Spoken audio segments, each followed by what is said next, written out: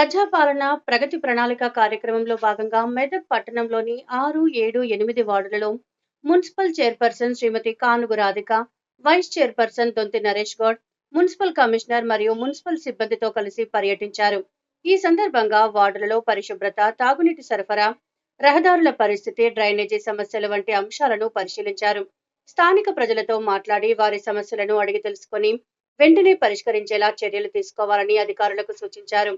అలాగే ప్రజాపాలన ప్రగతి ప్రణాళిక కార్యక్రమం ద్వారా ప్రభుత్వం చేపడుతున్న సంక్షేమ పథకాలు ప్రతి ఇంటికి చేరేలా కృషి చేస్తున్నామని తెలిపారు. ప్రజలు కూడా ఈ కార్యక్రమంలో భాగస్వాములు కావాలని, పట్టణాన్ని పరిశుభ్రంగా, సుందరీకరంగా ఉంచడంలో సహకరించాలని కోరారు. ఈ కార్యక్రమంలో మున్సిపల్ సిబ్బంది, స్థానిక ప్రజలు మరియు ప్రజాప్రతినిధులు పాల్గొన్నారు. ప్రగతి ప్రణాళికలో భాగంగా 6వ వార్డులో తిరగడం జరిగింది. ఇక్కడ చాలా సమస్యలు చూసాము. వీటిని పరిష్కరించే దిశలో త్వరలో ఇంకొక 2-3 రోజుల్లో అన్ని పరిష్కరిస్తామనుకుంటున్నాము. తప్పకుండా ఆ దిశలో మేము అడుగులు వేస్తాము. ప్రతిష్టాత్మకంగా తీసుకున్న ప్రజాపాలన ప్రగతి ప్రణాళిక కార్యక్రమంలో భాగంగా ఈరోజు పట్టణంలోని 6, 7, 8 వార్డులలో పర్యటించడం జరిగింది.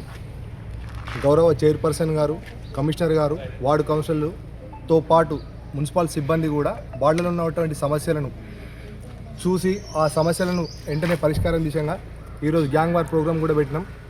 అందులో భాగంగా ఉన్నటువంటి ప్రధాన సమస్యలు ఏవైతే ఉన్నాయో, డ్రైనేజ్ సమస్య కానీ, తడిపొడి చెత్త పైన కానీ ప్రజలలో చైతన్యం కల్పించడం కోసం ఈ కార్యక్రమం ఏర్పాటు చేసింది.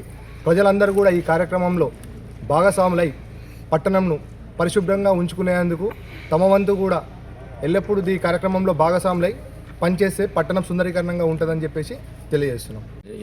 ప్రజాపాలన ప్రోగ్రాం నిన్న నుంచి స్టార్ట్ అయింది. 6th నుంచి 15th వరకు స్పెషల్ శానిటేషన్ ఉంటుంది. Plus daily programs daily wage కూడా రెగ్యులర్గా నడుస్తుంటుంది. అయితే ఈ మెయిన్ కాన్సన్ట్రేట్ చేసింది శానిటేషన్ మీద మెయిన్ కాన్సన్ట్రేట్ చేశారు. ఇది అంటే ఏవైతే ప్రాబ్లమ్స్ ఐడెంటిఫై చేశామో ఇవన్నీ ప్రాబ్లమ్స్ సాల్వ్ చేస్తాం. ప్లస్ స్పెషల్గా వర్కర్లను కూడా ఎంగేజ్ చేశారు. చైర్మన్ వారు ఆ సూచనల మేరకు ఎంగేజ్ చేయడం జరిగింది. వైస్ చైర్మన్ సూచనల మేరకు ఈ ప్రాబ్లమ్స్ కూడా మొత్తం క్లియర్ చేస్తామని